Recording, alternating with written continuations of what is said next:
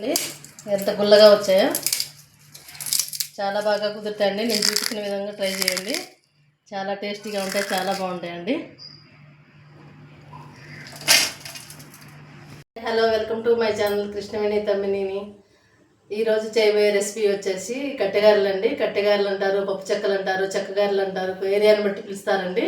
మేమైతే చెక్కగారెలు అని అంటాము. వాటికి కావాల్సిన పదార్థాలు చేసే విధానం చూపిస్తాను. చాలా టేస్టీగా ఉంటాయి, బాగా గుల్లగా వచ్చేలాగా చూపిస్తానండి.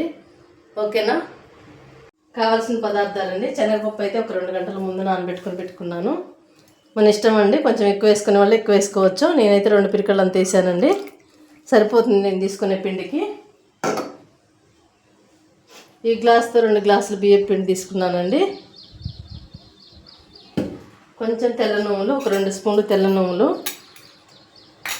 కొంచెం టేస్ట్కి సరిపడినంత కరివేపాకు ముక్కలుగా కట్ చేసుకోవాలండి. కొంచెం 1 టీ స్పూన్ అంత జీలకర్ర అండి. ఎన్నపూస కొంచెం ఎక్కువ వేసుకుంటే నాకు గుల్లగా వస్తాయి, బాగుంటుంది. కారం, ఉప్పు, పసుపు కొంచెం కలర్ కోసం వేసుకుందాం, ఎక్కువ వద్దు. ఓకేనా? చేసే విధానం చూపిస్తాను. ఫస్ట్ శనగపప్పు వేసుకుందాం.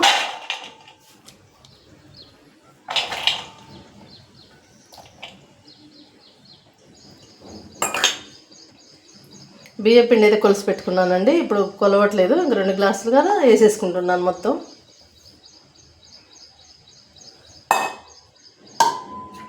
జీలకర్ర 1 స్పూను వేసుకుంటున్నాను. నువ్వులు 2 స్పూన్లు వేసేసుకుందాం.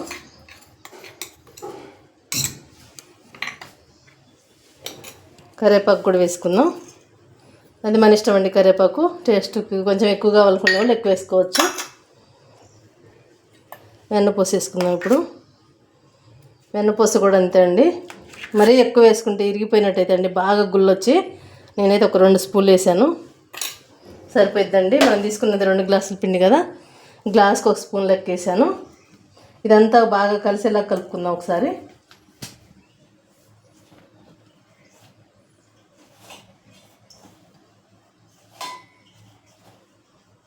వెన్నపూస అంతా బాగా పిండిలో కలిసిపోవాలండి, అప్పుడే మంచిగా ఉంటుంది.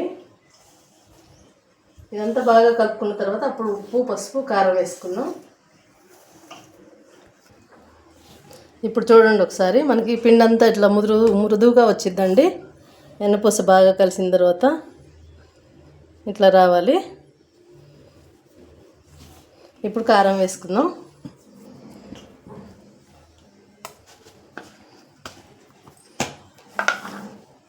టేస్ట్కి సరిపడినంత కారం అండి. కారం పిండి 1 గ్లాస్కి 1 స్పూన్ లెక్క వేసానండి. కారం ఘాటును బట్టి చూసి వేసుకోవాలి. కొంచెం ఎక్కువ తినేవాళ్ళు కొంచెం ఎక్కువ వేసుకోవచ్చు, మీ ఇష్టం. సాల్ట్ అయితే 1 స్పూన్ వేస్తున్నానండి. సరిపోయిందో లేదు చూసిన తర్వాత మళ్ళీ కలుపుకుందాం. ఎక్కువ అయితే మరి తినబుద్ధి కాదండి. కొంచెం లైట్గా పసుపు కలర్ కోసమే అండి, చెక్కలు మంచిగా కనిపిస్తాయని వేస్తున్నాను. కొంచెం చిటికెడు. ఇది ఒకసారి కలిపేసుకుందాం. ఇప్పుడు ఒకసారి ఉప్పు, కారం సరిపోయినాయి లేవని పొడి పిండి టెస్ట్ చేసుకుందామండి. కరెక్ట్గా సరిపోయాయండి, ఇంకా అవసరం లేదు. ఇప్పుడు కొంచెం హాట్ వాటర్ వేసుకొని కలుపుకుందామండి పిండిని. మంచిగా మిక్స్ అయ్యింది కదా, కొంచెం వేసుకుంటూ కలుపుకోవాలి. ఒకసారి వేసుకుంటే జారుడైపోద్దండి.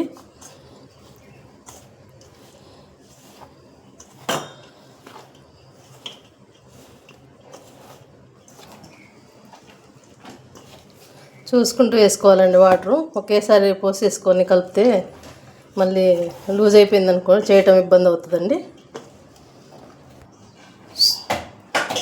చూడండి, ఇలా కలుపుకోవాలి. మంచి మృదువుగా వచ్చింది చూడండి. మనకి పిండి అంతా చక్కగా కలిసింది. మంచిగా ఇట్లా కలిస్తే చక్కగా మంచి పర్ఫెక్ట్గా వస్తాయండి.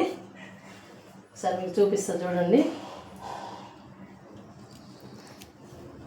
ఇట్లా రావాలండి. ఇట్లా వచ్చేంతవరకు కలుపుకోవాలి. ఇది మనం ఇప్పుడు పక్కన పెట్టేసుకొని ఆయిల్ పెట్టుకుందామండి స్టవ్ మీద. దీని మీద ఒక మూత బోర్లించుకోవాలి, గాలాడకుండా ఉంటుందండి. మూత బోర్లించి పక్కన పెట్టుకొని ఆయిల్ పెట్టుకుందామండి. స్టవ్ వేసుకుందామండి. ఆయిల్ పోసుకుందాం డీప్ ఫ్రైకి. ఓకే అండి, ఆయిల్ వేడెక్కిన తర్వాత చేసి చూపిస్తాను.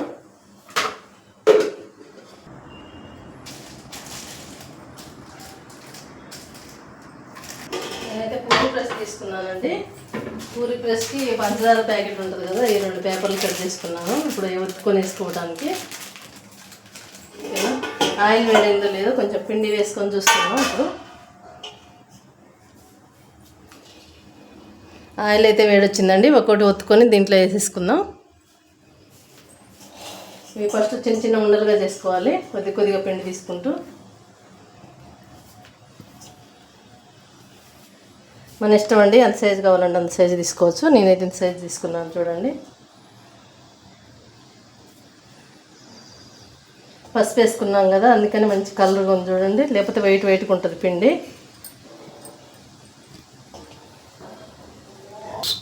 సగం అయితే చేసుకున్నానండి ఇవి. ఆ సగం పిండి ఒక వాయి వేసుకున్న తర్వాత మళ్ళీ ఎప్పుడు చూపిస్తాను. ఇవి పిండి ఆరిపోకుండా ప్లేట్లోకి తీసుకున్నాను. ఇవి ఉండలు మళ్ళీ దాని మీద ప్లేట్ పెట్టేసుకోవాలి.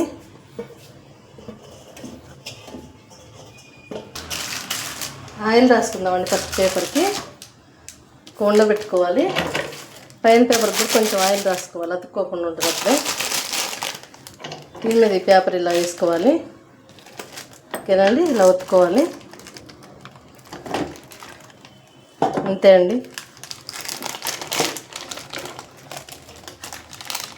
తీసుకొని ఒక్కొక్కటి వేసేసుకోవటమే. అన్నీ అలాగే ఒత్తుకుందామండి.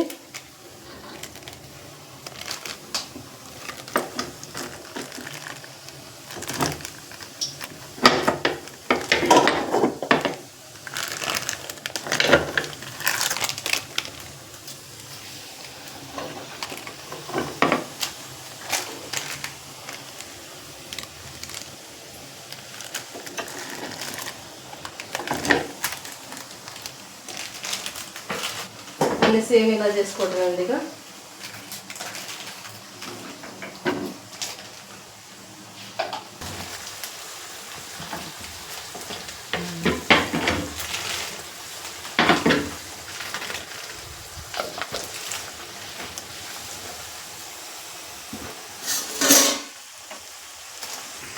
ఈ కాలనే తీసుకుందామండి.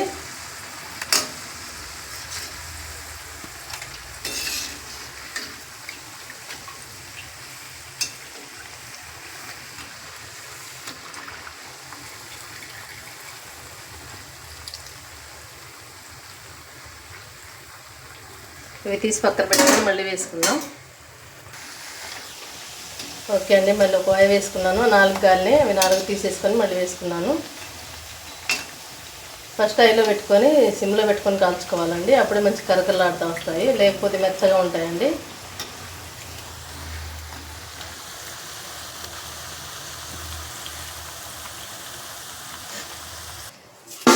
గాలినే అండి తీసేసుకున్నాం. ఇప్పుడు ఇవి కాలే లోపు నేను పక్కన చేసి పెట్టుకున్నానండి ప్లేట్లో. అవి 2వ వాయికి వేసేసుకుందాం. మనకి పూరీ ప్రెస్ లేని వాళ్ళు కూడా ఎలా చేసుకోవాలో ఒక 2 వేసి చూపిస్తానండి. సింపుల్గా చేసుకోవచ్చు.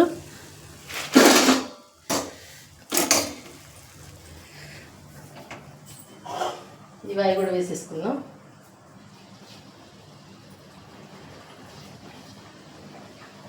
పిండి మంచి పర్ఫెక్ట్గా కలుపుకుంటే అతకపోకుండా వస్తాయండి. పిండి కొంచెం లూజ్ అయితే ఇప్పుడు దీని మీద వదల మీద వేసాం కదా, అవి అతుక్కొని వస్తాయి. ఒక్కళ్ళు ఉన్న వాళ్ళు ఇలా చేసుకొని పక్కన పెట్టుకొని కాల్చుకోవచ్చండి.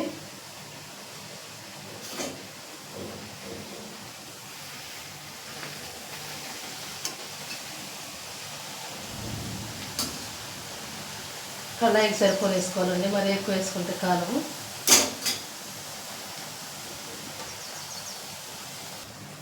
చూడండి, పూరి ప్రెస్ లేకపోయినా కూడా కొంచెం ఆయిల్ రాసుకొని సేమ్ అలాగే పేపర్కి ఇట్లా లోటా పెట్టుకొని ఒత్తుకోవచ్చండి. సింపుల్గా ఒత్తుకోవచ్చు. చూడండి, పర్ఫెక్ట్గా వచ్చింది. సేమ్ పూరి ప్రెస్ మీద వచ్చినట్టే వచ్చింది, కాకపోతే కొంచెం టైం పట్టిద్దండి. చూడండి, ఏంటండి సేమ్ వస్తాయి కదా, కొంచెం టైం పట్టిద్దండి అంతే. ఇట్లా చేసుకుని ఒక ప్లేట్లో వేసేసుకోవచ్చు. ఈ కాలినట్టండి తీసేసుకుందాం. రెండవ వాయి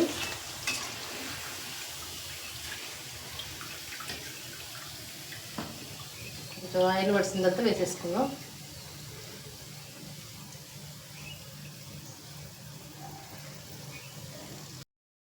వాయి కూడా లాస్ట్ వాయి అండి. 4 వాయిలు నేను తీసుకున్న 2 గ్లాసుల పిండికి.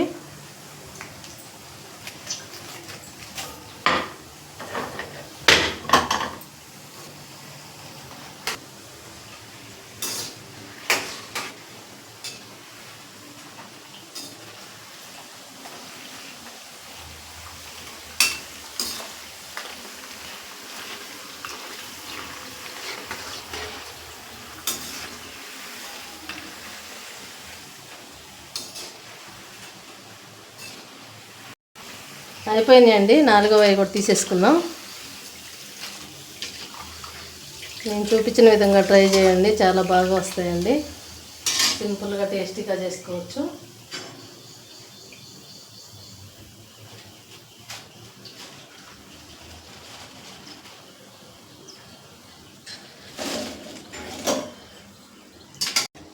ఓకే అండి, 2 గ్లాసుల పిండికి అయితే నేను చూడండి, టేస్ట్ చూసి ఎలా ఉన్నాయో చెప్తానండి. చూడండి, కరకరలాడుతూ చాలా బాగుంటాయి. కొంచెం వెన్నపూస వేడి నీళ్ళు వేసి కలిపాను కూడా, చాలా బాగుంటాయండి. చూడండి, చాలా గుల్లగా వచ్చాయి. ఒకసారి నేను చూపించిన విధంగా ట్రై చేయండి, చాలా బాగుంటాయి, చాలా టేస్టీగా కుదురుతాయండి. ఓకే అండి, మా వీడియో నచ్చినట్టయితే లైక్ చేయండి, షేర్ చేయండి, సబ్స్క్రైబ్ చేయడం మర్చిపోకండి. ఓకే అండి, బాయ్ బాయ్ అండి. నెక్స్ట్ వీడియోలో మళ్ళీ కలుద్దాం.